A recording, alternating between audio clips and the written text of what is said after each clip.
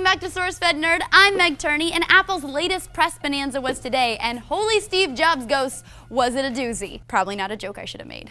They kick things off with a look at OS X Mavericks. The big news right off the bat is that it's free for anyone running Snow Leopard or later and can be downloaded today via the App Store. Providing a brand new operating system for free is genuinely big friggin' news, and from what we saw of Mavericks, looked impressive. They even did a live demo, which is usually suicide, and it totally worked. It boosts battery life by up to an hour of additional browse time, and with its utilization of compressed memory, your machine may run noticeably faster as well. There were some significant improvements to calendar functionality and iBooks and a couple of other apps. We've got a lot to cover today, so we're just sticking to the biggest news. Moving on to the new line of MacBook Pros, the 13-inch version now weighs just 3.4 pounds. It's 0.71 inches thin, houses a 2.4 gigahertz Core i5 processor with 4 gigs of RAM and a 128 gigabyte hard drive, which is allowed. Intel's Iris GPU will up the graphics significantly as well. Builds start at $12.99, which is $200 cheaper than before, and they're shipping today. The 15-inch version is beefier than its smaller companion, with a 2 gigahertz quad-core i7 processor with 8 gigs of DRAM, a 256 gigabyte solid-state drive, and Intel Iris Pro graphics. You can also upgrade to the NVIDIA GeForce GT 750M if you'd like. It'll feature up to 8 hours of battery life and start at $19.99, another $200 cut from its predecessor.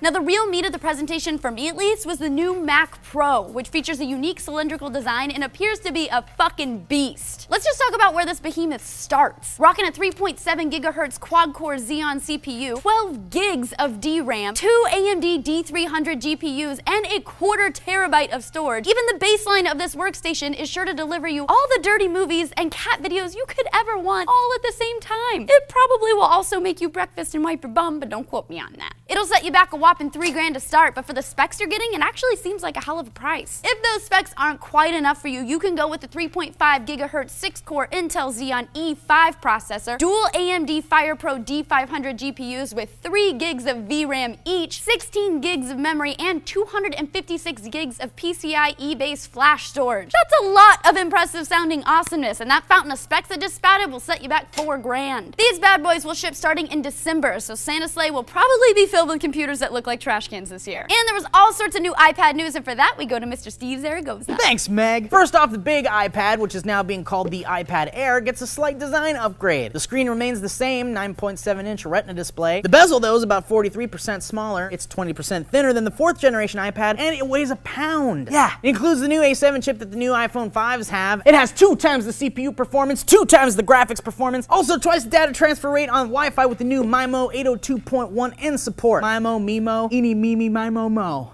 It also has the 1080p 5-megapixel iSight camera, HD FaceTime cam, same 10-hour battery life, which kind of sucks, and it comes in silver, white, or fancy new space gray and black, and will start at $499 for the 16-gigabyte Wi-Fi model and $629 for all you fancy LTE cell service users. That jam is launching November 1st. Get ready to wait in line, sucker. Ah, but wait, there's more. The iPad mini wants an upgrade too. That's right, little mini's like, I want to get an upgrade too, Apple. No! I mean, yeah! And it turns out that upgrade is awesome if you own the current iPad mini and want a new one. It has basically all the same specs as the iPad Air, including the A7 chip, the 5-megapixel iSight camera, and HD FaceTime camera, and it now has a Retina display. Yeah, so now you can watch porn in glorious HD, less pixels, on that tiny screen. Damn you, Apple, you just made it super hard for me to choose which iPad I want next. I own the iPhone 5S and the 3rd generation new iPad, so what's the point of owning the mini, right? But if it's the same specs as the Air, and I want to get the Air because I missed the 4th generation iPad, what am I supposed to do? I mean, do I want the smaller screen? But I like doing my music stuff on GarageBand. I like the bigger screen to draw shit. I just don't know. Damn you, Apple, and your choices. So what do you guys think about all this cool new stuff Apple announced? What are you going to be picking up, and what do you absolutely hate? Let us know in the comments down below. Also, please click that like and subscribe button if you haven't done those things, because it helps the channel out, and that's really cool. Also, click something in this cool, awesome annotation bar, and you might be able to go to that new channel, like FHP or SourceFed or other stuff, and you can subscribe and like those videos too. There's just so many videos to choose from, you don't have enough time. I'm Steve Zaragoza, and Elliot Morgan was trying to distract me, but I'm a professional. Yep. You didn't even know it was happening. Nailed it. You nailed it. Thanks, man. I felt like the life kind of left your eyes a little bit, but other than that. It sure did. Yeah. Yeah, because it was kind of like I was using 2 parts of my brain. The spark was gone. Yeah. You're kind of like, the part of my brain that I'm usually thinking about how to murder you Yeah. is off It's so funny while when I'm that doing this.